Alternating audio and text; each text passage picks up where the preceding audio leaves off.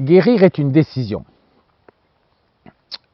Guérir va nécessiter l'écoute de sa maladie et surtout un changement de regard sur ce que nous vivons. Pour guérir, il faut être déterminé. La guérison va nécessiter une décision, cette décision d'aller mieux. Pour ma part, je pense que la seule émotion qui est nécessaire à la guérison, c'est la joie. La maladie, c'est le système que la vie a mis en place pour nous permettre de nous réaliser, de nous manifester sur cette terre tout au long de notre vie. Quand la maladie va se manifester, nous devons écouter ce message pour nous permettre de nous réaligner sur notre chemin de vie. La maladie, je dirais presque qu'elle est notre veille quotidienne, notre ange gardien. Elle est la garantie de notre intégrité physique et psychique. La maladie est l'occasion d'une élévation de notre niveau de conscience. L'écouter, c'est l'élévation. Chaque fois, elle va nous donner l'occasion d'éclairer notre ombre. Le sens de notre langage passe par des mots, M-O-T-S. La maladie, le langage de la maladie va passer par des mots aussi, mais M-A-U-X.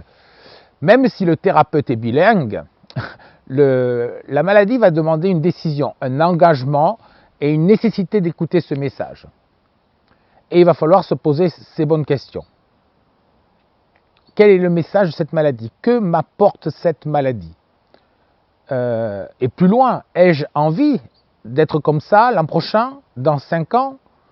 Qui veux-je devenir dans 5 ou 10 ans? Je veux toujours être malade ou ai-je envie de progresser? La guérison est-elle vraiment mon objectif? Il va falloir oser se remettre en question, point par point, nos croyances, nos certitudes, notre mode de lecture, comment nous voyons le monde. Dans cette aventure, les parents sont déterminants dans l'installation de ces valeurs.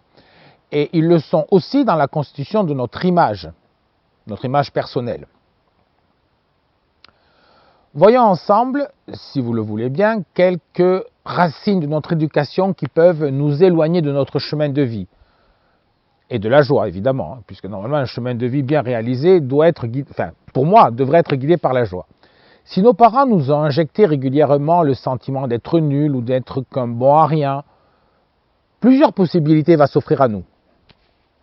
Soit nous leur donnons raison, et il est fort probable que là, notre vie reste d'être une suite d'échecs successifs, et ainsi nous validons cette croyance imprimée par les parents. Je suis nul, ils avaient bien raison, je ne suis capable de rien. Ça, c'est la première possibilité. Soit nous voulons leur prouver qu'ils ont tort, vraiment tort, et nous allons tout faire pour réussir dans la vie. Cette réussite ne sera que motivée par la volonté de mettre leurs croyances en échec. En conséquence, nous allons construire une vie en opposition avec eux. Et il y a une troisième position qui me semble plus intéressante. Soit nous sommes conscients que de notre valeur, malgré leur dire, malgré tout ce qu'ils ont pu me dire, et dans ce cas précis, nous devenons autonomes et complètement libres de leur influence et nous ne faisons ni pour ni contre eux. Sur cette planète, énormément de gens veulent réussir. Réussir leur vie professionnelle, réussir leur couple, leurs amis, et ils s'en donnent les moyens.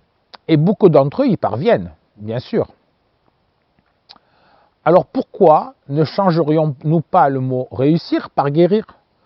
Pour guérir, je ne pense pas que ça remettre un professionnel de santé pieds et poings liés sans rien comprendre soit vraiment une solution.